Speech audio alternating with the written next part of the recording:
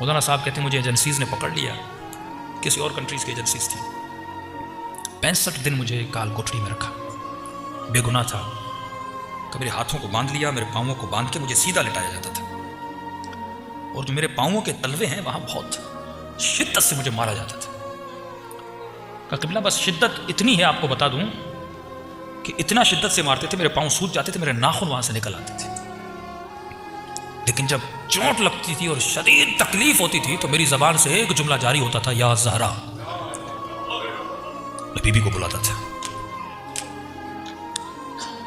پھر مارنے کے بعد 3 گھنٹے مجھے اسی طرح اس حالت میں چھوڑ دیتے تھے۔ کہتے مولانا اللہ گواہ ہے، جب اس شدت میں بی بی کو پکارتا تھا، یہ لوگ باہر چلے جاتے تھے، میں یا زہرا کہتا تھا، میرے دونوں ہاتھوں کی کڑیاں کھل جاتی تھی۔ جب تک وہ واپس آئے میں بیٹھ کے تھوڑا آرام کرتا تھا، پھر آتے تھے، پھر میں کڑیوں میں اپنے ہاتھوں کو ڈال دیتا تھا۔ کہا کہ کافی دن گزر گئے، بی بی کو پکارتا رہا، لیکن کوئی فرج نہیں ہوا۔ ایام فاطمیہ قریب تھے اور 3 دن باقی تھے بی بی کی شہادت میں۔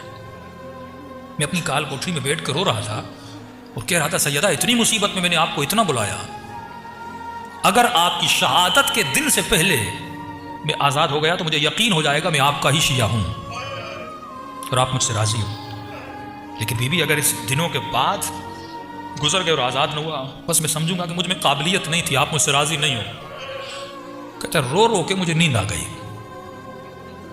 ایک عجیب خواب دیکھتا ہوں کہ میں ایک جہاز میں ہوں اور ایئرپورٹ پہ اترتا ہوں، ایک بندہ مجھے ریسیو کرنے آتا ہے، اپنے گھر لے جاتا ہے، بستر پہ سلاتا ہے، اے سی آن کرتا ہے۔ ایک سفر کا منظر دیکھتا ہوں خواب کے عالم میں، نیند سے اٹھتا ہوں، سوچ ہی رہا تھا کہ میں نے کیا دیکھا ہے، کہاں جا رہا تھا، کس جہاز سے اتر رہا تھا۔ کہتا اتنے میں جو چھوٹی سی کال کوٹری تھی اس کی دیوار پر میں نے مڑ کے دیکھا، دنیا کی خوبصورت ترین ہینڈ رائٹنگ میں کچھ لکھا ہوا تھا۔ کہ قبلہ 25 سال گزر گئے، آج تک میں نے ایسی ہینڈ رائٹنگ پھر نہیں دیکھی۔ لکھا ہوا تھا، بسم اللہ الرحمن الرحیم، جو بھی اس کال کوٹڑی سے نکلنا چاہتا ہے، بچنا چاہتا ہے، 540 یا 35 مرتبہ یہ دعا پڑھے، شفا مل جائے گی۔ میں نے کہا دعا کیا تھی؟ کہ قبلہ لکھا ہوا تھا، اللہم انی اسألک بحق فاطمہ وابوہا وبعلہا وبنوہا وسر المستودع فیہا بعدد ما حاط بہ۔ کہ میں نے تسبیح اٹھائی اور میں نے 540 سے 35 مرتبہ پڑھا، بس پڑھنا تھا۔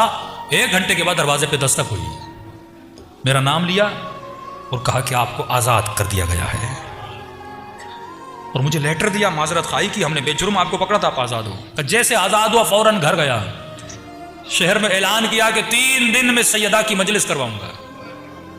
میں نے گھر کے دروازے کے اوپر بینر لگایا، یہ مجلس وہ کروا رہا ہے جسے سیدہ نے آزاد کروایا ہے۔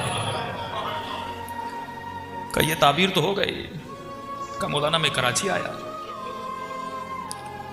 کسی جاننے والے نے افریقہ سے فون کیا کہ ماہ مبارک میں آپ کو ہم افریقہ بلانا چاہتے ہیں، یہ آپ کا ٹکٹ ہے، یہ پیسے ہیں، 2 دن کے بعد آپ کی فلائٹ ہے۔ کہ میں جہاز میں چڑھا، اب جب افریقہ کے ایئرپورٹ پہ اترا، میں نے کہا یہ تو وہی ایئرپورٹ ہے جو خواب میں سیدہ نے دکھایا تھا، یہ تو وہی شخص ہے جس کو میں نے خواب میں دیکھا تھا۔ کہ گھر اس کا تھا پر اس کو بتا میں رہا تھا کہ تیرے کمرے میں یہ چیزیں ہیں۔ کہ آج 25 سال ہو گئے، سیدہ نے وہاں سے اٹھا کر مجھے یہاں بھیجا تھا۔ ایسے ایسے چھوٹے چھوٹے گاؤں جہاں پہ تصور بھی نہیں تھا کوئی اہل بیت کا نام لے گا، لیکن آج افریقہ میں آپ جاؤ گے، چھوٹے چھوٹے گاؤں جہاں پہ ہیلی کاپٹر سے لوگ وہاں جاتے ہیں، 25 لوگ ہیں، امام برگا بنا ہوا ہے، اور وہ افریقہ کے لوگ جناب سیدہ کا ماتم کر رہے ہیں۔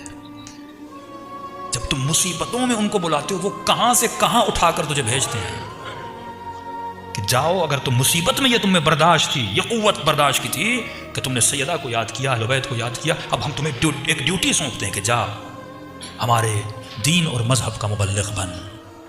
تو میرے عزیز، صرف خوشیوں میں نہیں، فرمایا شیعتنا خلقوا، ہمارے شیعوں کو ہماری بچی ہوئی مٹی سے بنایا گیا، وعجنوا بماء محبتنا، اور ان کی مٹی کو گوندا گیا ہماری محبت کے پانی سے۔ یعنی اس وجود کے رگ رگ میں اہل بیت کی محبت ہے، لیکن یہ محبت پریکٹیکلی نظر بھی آنی چاہیے۔ تو جب بھی مصیبتوں میں گرفتار ہو جاؤ تو میرے